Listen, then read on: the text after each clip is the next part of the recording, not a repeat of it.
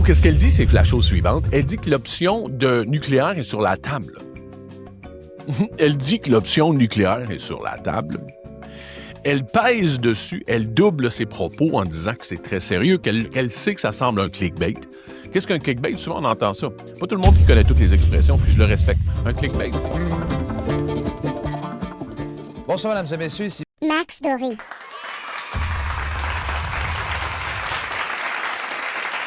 Hey, bienvenue dans le gros show de Max. Hey, j'ai des choses à te dire aujourd'hui, comme tous les jours. J'ai tout le temps du stuff à te dire. Hey, il y a de la nouvelle. C'est reparti. Tu sais, je pense que l'été, il y avait Max a trouvé du stuff. Un mois, là, ça fait un mois aujourd'hui qu'on fait le show. En passant, merci. Un mois! Un mois à chaque jour qu'on fait le show. Là, c'est pas long, mais en même temps, il y a du travail derrière ça. Fait que j'ai trouvé du stock cet été, mais là, j'ai plus besoin de chercher, là. Là, j'ai des affaires à dire. Hey, j'ai rajouté une section, tu vas voir, c'est intéressant. Attends, avant ça, on va parler d'une attaque nucléaire possible sur l'Iran. Marjorie Taylor Greene, il faut la prendre au sérieux. Mike Lindell, MyPillow, je vais te dire comment la droite fraude réussit à aller chercher de l'argent quand ils sont en faillite, c'est trippant. T'as pas à connaître Mike Lindell, mais si tu le connais, c'est encore plus drôle. Carney, le mood de ces négociations, il faut qu'on en parle. Poutine, puis est-ce qu'il ferait un move contre les Nations Unies? Il y a tout un discours là-dessus. Donc, avant ça, ce que j'ai ajouté comme section, j'ai tout le temps des petites nouvelles, là. Des petites news que je suis pas capable parce que c'est des points que je fais. Un point à peu près, tu le vois un peu, ceux qui suivaient mon show. Un point, c'est à peu près 10-15 minutes. Entre 8 et 15 minutes. Chaque point que je fais, c'est à peu près ce que je me donne. J'ai pas de texte en passant, tu le vois. J'y vais avec mes connaissances. J'ai fait de recherche avant. Max, dis pas ça de même, mais j'ai beaucoup de connaissances aussi. Puis, il y avait des petites news. Tu sais, je le faisais au début, je commençais par intro. Mais là, on va l'appeler officiellement nouvelles, les nouvelles en partant. Je vais commencer tout le temps avec des petites nouvelles en rafale parce que j'ai tout le temps des petites choses à dire. Puis tu comprends, c'est pas un point. C'est pas assez lourd, c'est pas assez important, mais il faut que je te le dise. Fait qu'on rajoute ça au début, tout le temps des petites nouvelles en intro. Et après ça, on fait nos points, puis on finit avec les suggestions. Hey. Dernière fois que je le dis exactement comme ça, parce que ça fait un mois, ce show-là, tu commences... Hey, en passant... Vous êtes incroyable. J'avais demandé d'applaudir. Applaudissez, là. La vidéo a été recommandée, est tombée parce qu'officiellement, tu peux être appelé applaudi. Ça veut dire que la vidéo a été assez vue, assez applaudie, mais c'est quand même un ranking élevé à avoir. On a été applaudi tellement que vous l'avez fait. Ça me touche. Wow, merci. Vous êtes vraiment gentil. Continuez à applaudir comme ça. Un like, un commentaire. C'est quétaine, on en a besoin. Si t'aimes le show, si tu veux qu'il grandisse, tu peux l'envoyer à quelqu'un aussi, forward qu'on appelle. T'inscrire, c'est la base. D'abord, subscribe qu'on appelle. En français, s'inscrire, c'est hyper important. Ou s'abonner. On m'a dit de le dire comme il faut. Max, dis-le comme il faut. Vous avez raison, s'abonner. Donc ça, c'est possible. Mais les commentaires, c'est pas juste pour aider l'indexation. Vous le savez, Max répond, je lis. Je lis tellement beau ce que vous m'écrivez. Ça aide aussi, t'écris des commentaires. T'applaudis, faites-le encore, c'est le fun. Ça va nous aider à faire exploser ce show-là. Et pour finir, à quoi sert le show, tout le monde? À quoi sert le show?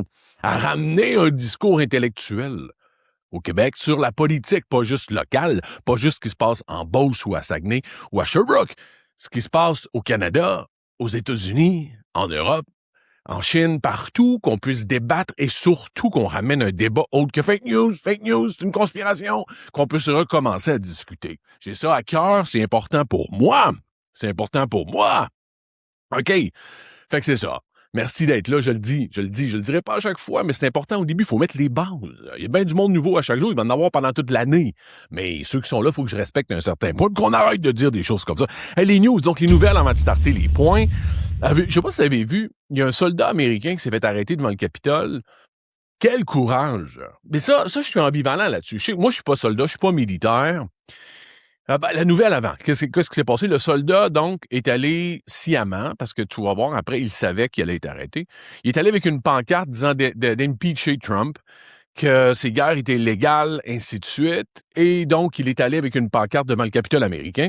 Son nom, c'est Jason Watson. Mais il y a une entrevue avec lui hyper intéressante où il dit qu'il va être arrêté. Il y a eu une entrevue avant. C'était prévu son espèce de bravade de face aux militaires américains. Donc, il a fait une entrevue disant qu'il allait faire ça. Puis tu le vois dans les images, il se fait arrêter, il dépose la pancarte, il s'y attendait. Pourquoi je dis que c'est controversé? Quand tu es militaire, il y a une espèce de code d'honneur contre le gouvernement malgré, tu comprends? Je sais ça que ça existe. Moi, si tu veux mon point de vue de non-militaire, je ne suis non-militaire. Mais mon point de vue, je trouve que c'est courageux. Parce que, oui, tu as un devoir de respecter les ordres, mais tu as aussi un devoir de ne pas respecter les ordres qui sont illégaux. Donc, la ligne est mince. La ligne est mince. Et ce gars-là a mis sa liberté en jeu. Il fait penser un peu à un Navalny, beaucoup moins important qu'Alexei Navalny. Navalny, pour moi, est un héros à vie. Alexei Navalny, ceux qui ne savaient pas, qui est retourné en prison en Russie pour son peuple, il aurait pu rester en Allemagne ou ailleurs. Il est parti, il a laissé sa famille derrière parce que c'était l'opposition officielle à Poutine. Et il est mort de façon louche en prison. OK? Navalny, j'ai fait une vidéo sur lui à l'époque. Ça m'a touché. Quel homme, Alexei Navalny. Bon, écoute, Jason Watson est allé devant. C'est loin, loin, loin du don de soi-même que fait Navalny.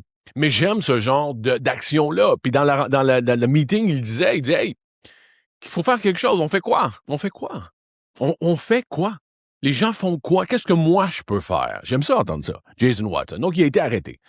Il est en prison présentement. On va voir ce qui va arriver. On va suivre ça, parce que ça peut déraper, là. On peut en faire un exemple un peu à la Corée du Nord avec l'administration du gros Big Mac. On peut en faire un exemple assez lourd. Fait que on va voir ce qui va se passer. Deuxième news avant de commencer les points. Sérieux? On va parler de Carney tantôt. Encore une fois, je suis déçu. C'est pas grand, c'est pas au point, tu sais, qu'on prend dessus, mais je trouve qu'il est pas dans la bonne direction. Mais quelqu'un qui est dans la bonne direction, c'est Wab Kinew. Wab Kinew, le premier dans les prairies qui... Wow! J'aime Wab Kinew. On m'a donné son nom souvent. Je le suivais pas à l'époque. J'aurais dû. Je le suis maintenant.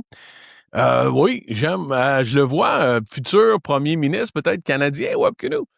Il est très, très direct, très vrai, du tac au tac. Ce que j'aime dans le monde qu'on est, on est dans un monde de clips. Il faut que tu sois du tac au tac. Il est du tac au tac, Wab Kinew. Il est critique un peu. Il dénonce en disant on a été quasiment forcé d'accepter les propositions de Carney qui fait un deal avec Trump. Kinew semble avoir un bon pif, un bon nez, une bonne tête. J'aime Wab Kinew. Est-ce que je connais... Je te dis ça, je ne connais pas toutes les politiques de Wab Kinew. Il me semble de Première Nation, physiquement. J'ai pas étudié Wab Kinew, je vais le faire. Mais... je ne connais pas toutes ces politiques. Je te dis que j'aime qu'est-ce que je vois. Tu sais, c'est un balbutiement, c'est un début, c'est une lune de miel avec mon ami Wab Kinew. Mais j'aime ça. J'aime ce que je vois de Wab Kinew. OK? Je veux te dire, je l'aime. OK, ça, c'est les news pour aujourd'hui. On commence avec les points que j'ai à te parler aujourd'hui. Marjorie, une attaque nucléaire américaine. Et donc, c'est très important. Il faut bien mettre le contexte. D'où vient cette information-là? D'où vient l'information?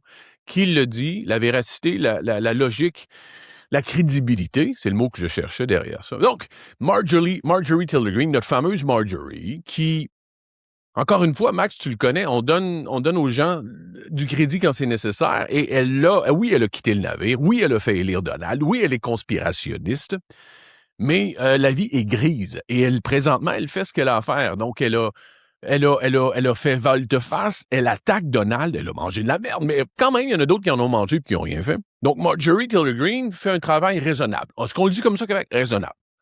On se méfie, on s'attend pas à ce que Marjorie soit devenue quelqu'un de totalement logique et de sensé. Mais à date, OK, vas-y, Marjorie, vas-y, fight. Tu fais un combat qui me semble intelligent, vas-y. Donc, elle écrit un tweet, un ex, je sais plus comment appeler ça, puis j'aime tellement pas Elon que... Elle écrit un message, le gars, il bannit. Elle écrit un ex, ou un tweet, on va dire un tweet. Elle écrit un tweet qui met en garde les Américains contre ce qui se dit à la Maison-Blanche sur le conflit en Iran. Et donc, ce qu'elle dit, c'est que la chose suivante, elle dit que l'option de nucléaire est sur la table. Elle dit que l'option nucléaire est sur la table. Elle pèse dessus, elle double ses propos en disant que c'est très sérieux, qu'elle sait que ça semble un clickbait. Qu'est-ce qu'un clickbait? Souvent, on entend ça. Pas tout le monde qui connaît toutes les expressions, puis je le respecte. Un clickbait, c'est, exemple, j'ai pas grand-chose à dire, mais je vais mettre l'éditorial. La phrase principale va être attirante. Tu sais? Ça va être exagéré. Je vais dire, exemple, « Trump est mort ». Puis là, tu vas lire, c'est écrit « Il est mort de rire ». Tu comprends? Ça, c'est un clickbait. Trump est mort, je veux que tu cliques, puis je te dis que c'est ça un clickbait. Donc, c'est clickbait, c'est pas un clickbait. Donc, elle n'a pas écrit nucléaire pour avoir de la vue. Bon, maintenant, où je te disais qu'on devait analyser, j'en parle pourquoi? Parce que Marjorie Taylor Greene a des contacts. Je veux dire, elle sort de là, c'est tous ses anciens amis, certains le sont encore, le diront pas, mais prennent pour elle.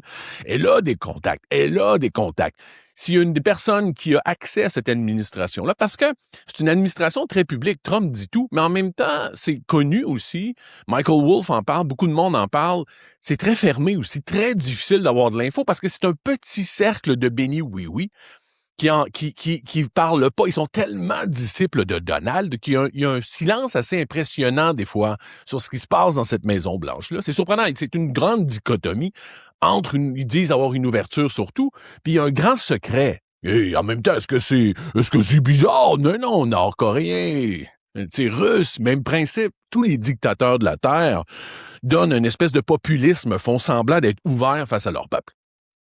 Et ont une réelle vie privée de décisions que personne connaît. C'est toujours comme ça. C'est comme ça que fonctionnent les dictateurs. Donc Marjorie Taylor Greene a un accès que beaucoup de monde n'ont pas accès. Et son cri est bon et doit être pris au sérieux. Il doit être pris au sérieux parce que, écoute, non seulement, et donc, qu'est-ce qu'elle nous dit, c'est qu'il pense utiliser l'arme nucléaire. Bien sûr, selon moi, on parle d'armes nucléaires tactiques. Je serais très surpris qu'on parle d'armes nucléaires globales, là. C'est pas les gros missiles pour la destruction de l'Iran, mais on va revenir à ce que Trump a dit, par contre. Mais ce qu'il dit, bon. Mais je pense, et ça, c'est mon interprétation, elle en parle pas dans le message, mais je pense qu'on parle d'armes nucléaires tactiques. Quand même, qui est affreux. Tu te rappelles, on en a parlé avec Poutine, qui a menacé de la même chose. Une arme nucléaire tactique fera pas de différence psychologiquement pour tous les pays. On va parler de nucléaire. On va dire que l'arme nucléaire a été utilisée, et c'est une boîte de Pandore pour les Russes, pour les Chinois, pour à peu près tout le monde sur la Terre, de l'utiliser. Parce que c'est depuis la Deuxième Guerre mondiale, où les Américains l'ont utilisé la seule fois de l'histoire de façon agressive, eh ben, ça s'est fermé. Il y a une boîte qui s'est fermée.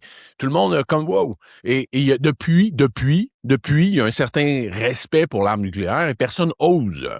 Mais le premier qui va oser, quand même qu'il soit tactique et précis, quand même qu'il soit sous le sol pour détruire X choses en Iran, ça va être l'utilisation de l'arme nucléaire et c'est vraiment pas chic pour les conséquences suivantes. Donc, Marjorie nous dit que c'est dangereux. Et en même temps, là où je te disais, là, les gens vont dire, « Oh, mais Marjorie, mais attends, Trump a écrit 3, 4, 5, 6 fois dans son truc social que si les Iraniens continuaient durant la nuit, ils allaient être sortis de la map. Wipe off the map, wipe off the earth, qu'ils allaient être balayés de la face de la Terre. C'est ça la bonne expression que je cherchais. Qu'est-ce que ça veut dire? Eh bien, qu'est-ce que ça veut dire, balayer de la face de la Terre en une nuit? Ça peut pas vouloir dire autre chose que nucléaire. Là. Je veux dire, tu vas pas envoyer des missiles précis, des bunker busters, puis wipe les Iraniens de la face de la Terre, les balayer de la face de la Terre avec des bunker busters, avec des Tomahawk missiles.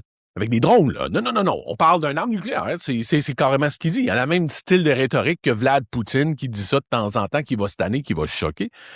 Des commentaires qui sont tellement dangereux et imbéciles. Mais bon, ce sont deux imbéciles. Donc, Marjorie met en garde. Et je t'en parle et je le prends au sérieux. Moi, je le prends au sérieux. Dis-moi ce que t'en penses.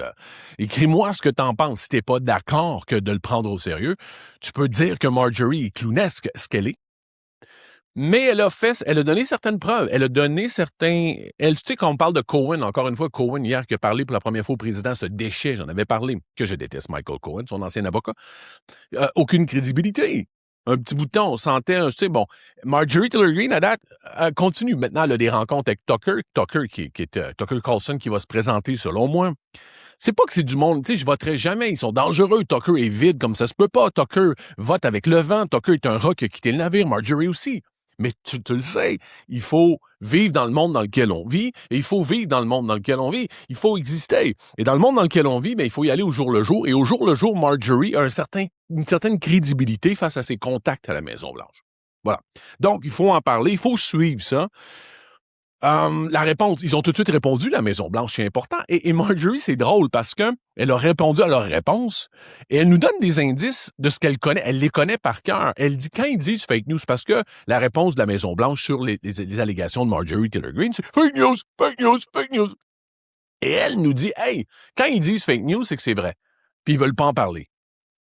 Elle nous a donné comme une espèce de... Tu sais, le Rosetta Stone, les gens, ils ont trouvé une pierre.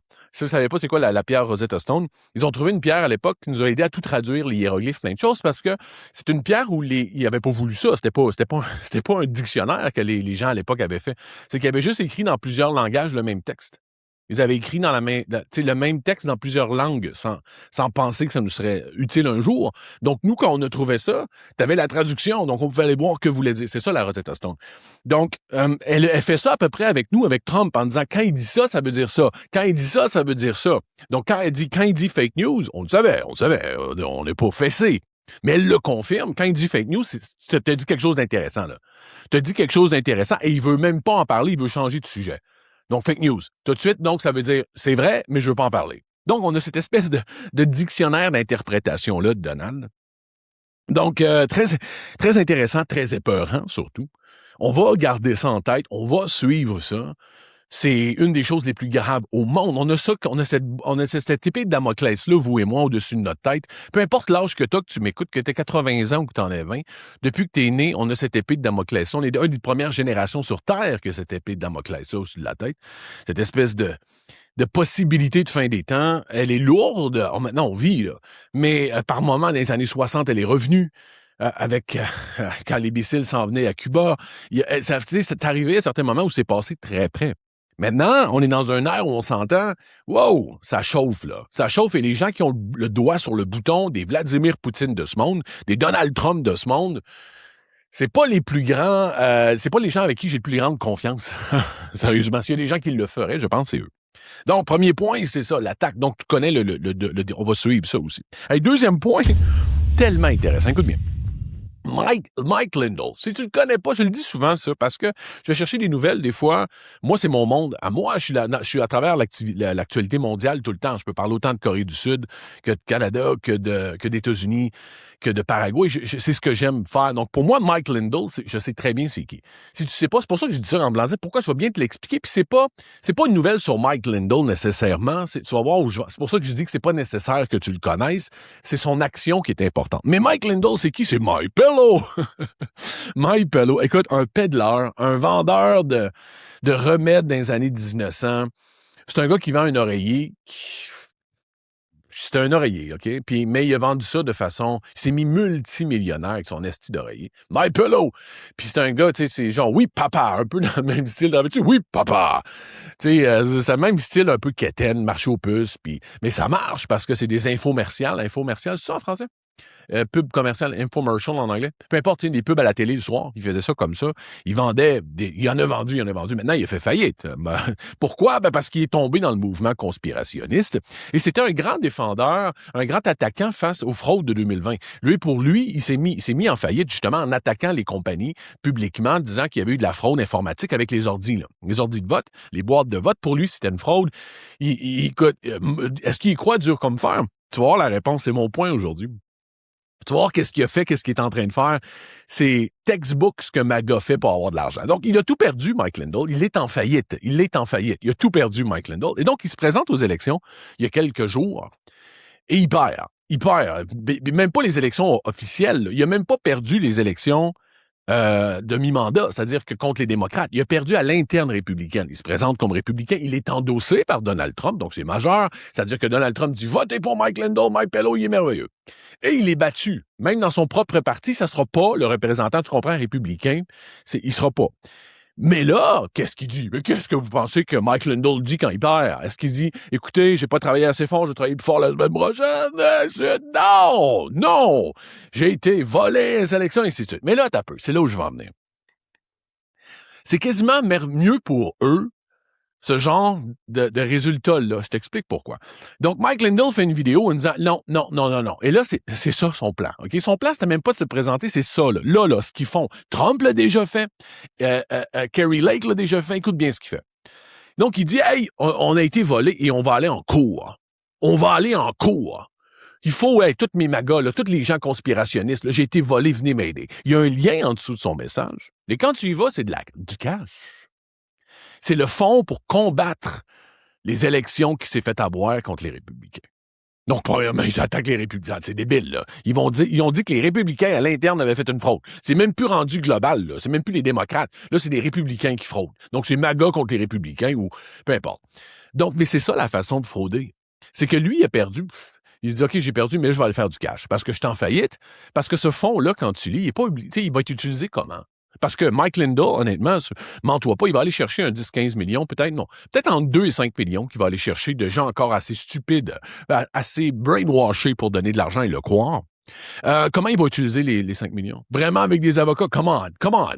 Il va se refaire un petit fonds pour repartir en affaires. Ils font toujours ça. C'est du populisme. Le jupon dépasse, c'est évident. C'est une tactique en disant, hey, on me fait ci, on me fait ça. Trump a fait la même chose. Il a un énorme fonds républicain qu'il gère. Tu sais, lui qui dit, je le gère moi-même, ce qui est illégal, mais il le gère.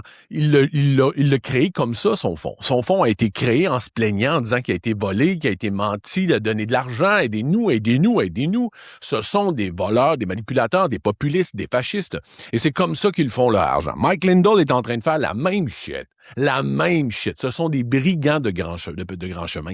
Ce sont des menteurs, des voleurs. Ils sont en train de... Et honnêtement, je ne sais pas si tu es d'accord avec moi, les gens qui le font, là, ils le méritent. Ils le méritent. Là. Ceux qui restent encore dans MAGA, ceux qui sont encore brainwashés, on en a encore au Québec, vous le méritez. Rendu là, il y a assez d'indices. Il y en a toujours eu, à mes yeux, à moi. Mais bon, écoute, je vais donner le bénéfice du doute. Mais là, il y a tellement d'indices, il y a tellement de... C'est ridicule. Là. Si vous donnez une scène, nous, il n'y a personne ici, mais je parle hypothétiquement comme si je parlais aux gens qui allaient le faire. Si vous donnez une scène à Mike Lindell, vous êtes un imbécile. Un imbécile. Vous enrichissez un bandit, un menteur, un fraudeur, un vendeur d'oreillers qui vendait ça à grand prix à des grands-mères et grands-pères des États-Unis qui croyaient son message et qui pensaient avoir le meilleur oreiller du monde, qui donnait ça aux petits-enfants à Noël, donnait ça parce que ça devait être ça, donnez-en à tout le monde autour de vous. Tout le monde était mal à l'aise de recevoir un oreiller de grand-maman. Écoute, c'est ça. Donc, Mike Lindell est en train de faire sa shit, t'es au courant. Tu peux aller voir sa merde. On va suivre un peu, mais Mike Lindell, on est loin un peu dans les priorités. Pourquoi j'en ai parlé? C'est intéressant par rapport à la façon de faire, le modus operandi. C'est là où je voulais en parler. Comment ils font pour aller chercher de l'argent et se refaire un portefeuille pour recommencer à faire leur merde et à vendre des conneries. Troisième point, Mark Carney. Je le sais, à chaque fois, on est deux camps là-dessus. Et c'est pour ça qu'on est heureux ici dans mon channel.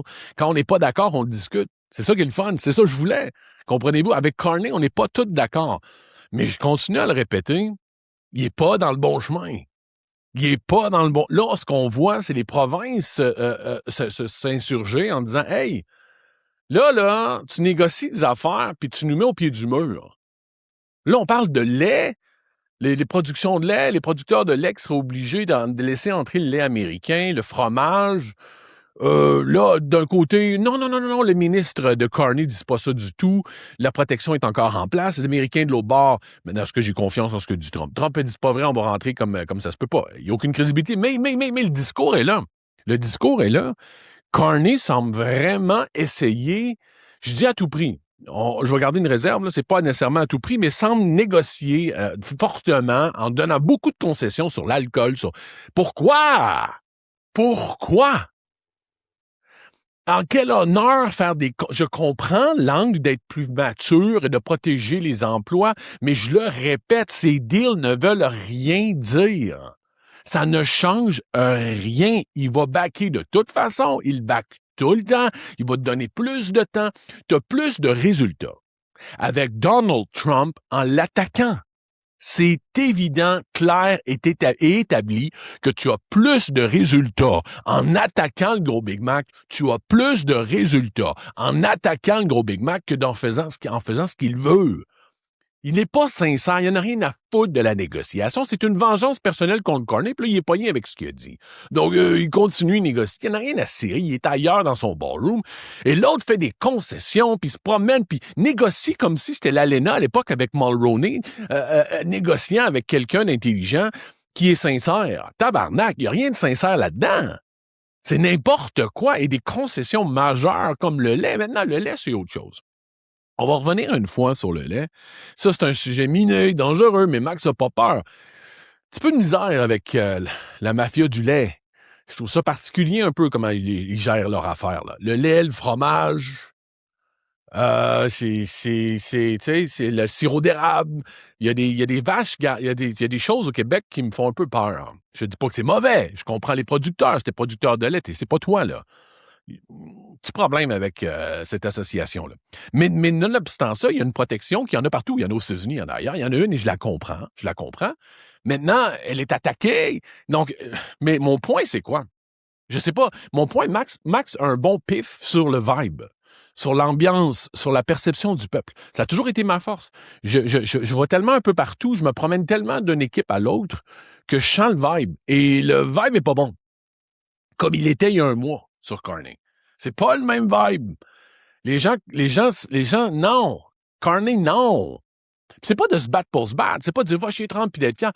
C'est de continuer en disant, tu n'es pas un homme de bonne foi, de dire ce que tu penses, dire, hey, on veut négocier. Et pas peur, ça arrivera ce qui arrivera. Moi, je ferais une conférence. Moi, je vais te dire comment Max le ferait. Je sortirais, hey, sois public, dis les choses comme elles sont. Arrête de faire des choses dans le secret. Tu sais, hey, Canada, on est pris, là. Qu'est-ce qu'on fait? On veut négocier ou pas, mais cet homme-là est de mauvaise foi. Il change d'idée tout le temps. On lui a dit, on va faire ce qu'on peut, mais on va pas se saigner pour quelqu'un qui dit qu'on va faire le 50. Comprends-tu? Calvaire! S'il y a quelqu'un, tu vas être applaudi jusqu'au fin fond du Nunavut, puis de l'autre bord jusqu'à Yellowknife. Tu vas être applaudi. J'y crois. C'est pas juste pour du cloud politique, puis c'est vraiment pour une fierté canadienne et un résultat de dire, hey, ça sert à rien. Et mon vibe à moi, c'est que le vibe est pas bon. Le vibe est pas bon. Il est pas dans la bonne direction de la façon dont il négocie, parce que là, tout ce qui sort dans les nouvelles, les clickbait qu'on reçoit, ou du moins les nouvelles, ce sont même pas des clickbait, je pense que c'est réel. C'est concession sur l'alcool, concession sur le lait, concession. What the fuck? Et là, les ministres qui sortent en disant, on n'a pas le choix, on a de la pression. Qu'est-ce qui se passe? T'avais le gros bout du bâton, Mark. T'avais le gros bout du bâton. Et là, c'est plus ça qu'on voit. On le voit pédaler pour faire des concessions. Ça, on l'a vu depuis 40 ans au Canada. Les premiers ministres pédaler pour faire plaisir. On veut plus ça. Non, m'excuse, on veut plus ça. Mon dernier point, il faut absolument en parler parce que tu sais que la Russie, on a nos points établis, du moins les points de Max que je te dis sur la fin de la guerre. J'y crois profondément. La Tchétchénie, la Crimée, on le voit, ça s'en vient de plus en plus. La Crimée est de plus en plus isolée, l'argent manque. Ce qu'on prédit ou ce qu'on voit est en train de se passer. Mais il y a quelque chose qui circule, que j'entends un peu partout, et qui est logique, et très épeurant. Si j'étais Vladimir Poutine aujourd'hui, le seul... C'est bizarre, écoute-moi bien, sur le coup, quand tu y penses, tu dis, voyons, ça marche pas, mais c'est logique, tu vas voir. Ça semble contre-productif, mais ça ne l'est pas. Ça serait une attaque contre les pays de l'OTAN. Ça serait d'attaquer la Pologne, d'attaquer des pays autour qui sont des Nations Unies, donc avec un mandat de protection des Nations Unies. Pourquoi? Tu dis, s'il fait ça, man, il est déjà dans la merde, pourquoi il irait attaquer un autre pays? Non, attends. Il y a un désespoir et une logique derrière ça, qui est intelligent. Pourquoi? Donc, ce qui circule entre les branches, ce qui se passerait, c'est que Poutine serait en train de préparer une attaque d'un pays des Nations Unies pour s'en sortir. Donc, pourquoi il ferait ça? C'est très logique, tu vas voir, en deux minutes, tu vas comprendre, puis je pense que tu vas être d'accord aussi de la stratégie, pas de ce qu'il fasse ou pas, que c'est intelligent ou pas, mais de la stratégie. C'est que là, il veut mobiliser 500 000 hommes. Il veut mobiliser 500 000 hommes en septembre après les élections, je t'en ai parlé, ça passera pas. Le peuple est ruiné, ils sont écœurés. Wildberries, donc leur Amazon est en feu, ils ont plus le stock qu'ils veulent, ça va vraiment pas bien pour Vlad. Il est à 2 secondes de se faire chopper la tête. Je te dis, il est à 2 secondes de se faire chopper la tête. Les Russes tolèrent des millions de morts, ils n'en ont rien à foutre, mais ils tolèrent pas la défaite, ils tolèrent pas l'humiliation, ils tolèrent pas de perdre. Non, ça passe pas. Donc, il veut faire une mobilisation. S'il fait une mobilisation en disant, hey, les Ukrainiens sont pas gentils, on veut 500 000 hommes, les gens ont dit, attends un peu, ça fait 4 ans que tu nous dis que c'est une opération spéciale, que ça va bien, parce qu'à l'interne, il y a du mensonge, là. Les gens connaissent pas la vérité sur ce qui se passe, le nombre de morts et ainsi de suite. Donc, ça fait 4 ans et demi que tu nous dis que tout va bien, que c'est une mini-opération, qu'on gagne. Nous, on voit les conséquences au niveau de l'essence et tout. Et là, aujourd'hui, tu m'arrives, toi, en me disant qu'il faut que je rajoute 500 000 hommes, puis ça va bien. Ça passera jamais. Donc, tu comprends? Tu vois où je m'en vais. S'il y a une attaque de l'OTAN, donc l'OTAN réplique, là, il y a une mobilisation. Tu comprends? C'est aussi simple que ça. Il va dire, wow! Hey, c'était pas prévu, mais là, avez-vous, la Pologne nous a envoyé un missile, là. Hey! Tu sais, c'est la tactique. C'est-à-dire, la Pologne, c'est eux. Fait qu'ils essayent de provoquer, ils essayent, là. Ça fait des mois qu'ils essayent d'envoyer des drones, font semblant que c'est des erreurs, ils les font péter dans les pays ennemis de l'OTAN. Et l'OTAN est brillant, ne réagit pas. L'OTAN comprend la stratégie. L'OTAN sait que ce qu'ils essaient de faire, qu'ils essaient de provoquer pour justifier une mobilisation russe, non, ils réagissent pas, mais il y a une limite. Il y a une limite, parce que si c'est trop public, qu'est-ce qui se passe? Le temps n'a pas le choix, tu comprends? Là, c'est des petites choses privées. On entend parler un peu, un drone qui est tombé en telle place, en pays européen. Donc, là, OK, ils peuvent encore s'en sortir. Maintenant, s'il y a un missile officiellement guidé sur une base militaire polonaise, là, on peut plus. Ils peuvent plus. L'OTAN peut plus. Il perd toute crédibilité. Il peut pas dire « Ah, c'est une erreur ». Non. Ils doivent réagir. Donc, la réaction de l'OTAN, c'est quoi? C'est de dire « OK, garde, on attaque. On contre-attaque, ou du moins, c'est ce qu'il veut. » Donc, pourquoi? Tu comprends? Donc, ce qu'on entend dire, c'est que c'est sa prochaine tactique et c'est la dernière. Et elle est intelligente, malheureusement. Je dois le dire, je comprends pourquoi il ferait ça. Je n'aime pas Poutine. Si tu m'écoutes, tu le sais. Mais la tactique est bonne. Je suis d'accord avec eux. La dernière chose qu'il y a à faire pour s'en sortir, s'il veut pas mourir, c'est d'attaquer un pays de l'OTAN, mobiliser beaucoup d'hommes, faire une énorme guerre contre l'OTAN et négocier de la paix. Tu comprends-tu? C'est pas qu'il veut se battre contre l'OTAN. Ils vont mobiliser, ils vont englober maintenant l'Ukraine avec la guerre générale et le peuple, ça va être mélangé quand il va négocier la paix en disant « OK, c'est beau. Regardez, là, on est en guerre contre toute la terre. On fait la paix, on donne un petit territoire ukrainien puis on arrête tout le monde. » Tu comprends? C'est ça, la tactique. Parce que là, il peut pas faire ça avec l'Ukraine, il a l'air d'une défaite. Mais s'il le fait globalement, en disant, OK, là, ça chauffe, c'est beau. La Russie serait prête à se battre, là, on est prêt. On est prêt, vous mangeriez une volée, là. Ça, c'est comment les populistes parlent. Mais on va faire la paix. C'est beau, on donne Kherson, on donne le Donbass, mais on veut pas attaquer. La Pologne, on fait-tu la paix si je donne le Donbass? Tu vois-tu la tactique? Tu vois-tu la négociation? C'est intelligent. Ça marcherait. Donc c'est pour ça que tout le monde dit c'est ce qu'il va faire, là. Et j'y crois aussi. Je pense vraiment que je pense dans les prochaines semaines, on va le voir. Il va y avoir une attaque de pays européens. Parce que c'est logique. C'est trop logique. C'est la seule je ne vois pas d'aucune autre façon sur la planète Terre de sortie du conflit sans mourir pour Vlad. C'est la seule porte de sortie que je vois aussi. Je la vois, celle-là. Maintenant, il y a beaucoup d'impondérables. Il faudrait que les choses se passent exactement comme il veut. C'est assez épeurant, mais il y a des possibilités. Et il est tellement désespéré. Fait qu'on va le suivre, ça, c'est hyper important. Hey, les vidéos que je te conseille pour... il y a deux personnes. Premièrement, il y a quelqu'un que tu peux suivre. C'est pas une vidéo en particulier, c'est son channel, Chris Norland. C'est un Coréen du Sud, c'est un Américain, mais qui est marié avec une Coréenne du Sud. Il est Coréen, lui aussi, mais il vit en Corée maintenant. Mais il fait des vidéos sur les États-Unis. Il est tellement pertinent. Il en fait plusieurs par jour, Chris Norland. Et ce que j'aime de lui, il est honnête, simple. Il va pas faire de propagande, pas de clickbait. Il dit les choses comme il pense. Il a un très bon pif, Chris Norland. Il est intéressant. Il a une vision aussi asiatique de ce qui se passe. C'est génial. Chris Norland est bon. J'ai confiance en Chris Norland. Il parle d'économie beaucoup, d'Elon Musk. Parle de Trump, il est très bon, Chris Norland. Très, très bon. Je vais te mettre le lien vers son compte. Tu peux écouter toutes les vidéos de temps. Il en sort plusieurs. C'est simple, il fait juste des petits updates sur ce qui est en train de se passer, mais il est très crédible. Il a gagné ma confiance, Chris Norland, avec sa crédibilité. Donc, je te le transfère. Maintenant, il y a une autre vidéo, la deuxième. C'est jouissant de voir Penn de Penn and Teller, les magiciens, là. Mais Penn de Penn and Teller, le grand, là, avec une barbe et les lunettes, déteste Trump et Trump le déteste. Et il y a une vidéo qui résume pourquoi il déteste. Il est jouissant, Penn, la façon qu'il ramasse le gros Big Mac. Il l'a humilié parce qu'il est allé dans les Celebrity Apprentice.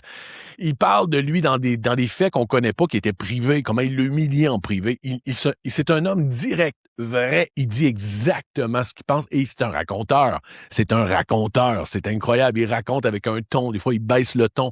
C'est superbe. Donc, je te mets une vidéo sur le résumé de toutes les accusations qu'il a fait de Trump, de Penn and Teller. Parce que l'autre est silencieux. Son personnage, tu connais, c'est des humoristes. C'est pas des humoristes, mais des magiciens énormes. Énormes. Fool Me, il y avait une émission où il fallait que tu leur mentes qu'ils voient pas c'était quoi ton truc, c'était génial. C'est des magiciens qui étaient à Vegas en résidence. Ce sont des énormes. Tu vas voir son visage. Si ton nom ne dit rien, tu vas voir la face, tu vas le reconnaître. Donc, cette vidéo-là, ça c'est précis. Va voir cette vidéo-là. Il résume son conflit avec Donald. C'est jouissant. Hey, merci, on part pour la fin de semaine. Max revient lundi. Je suis là tous les jours de la semaine. Tous les jours de la semaine, du lundi au vendredi. Ça sort vers midi. Merci d'être là. On se parle dans les commentaires. Applaudissez, essayez de le faire, voir si ça marche. C'est le dernier coup, on a tellement applaudi, vous me touchez. Sérieux, je finis avec ça. Je suis un homme honnête, sincère, fragile aussi. J'aime les gens. Je les aime, je les respecte. Quand je te respecte pas, ben comme Trump, je te respecte pas, je suis intègre. Mais ça me touche, votre présence. Vraiment, vraiment, vraiment, vraiment. Ça me touche. Je mérite pas ça. Je mérite pas votre attention, puis vous me la donnez. Je suis vraiment touché.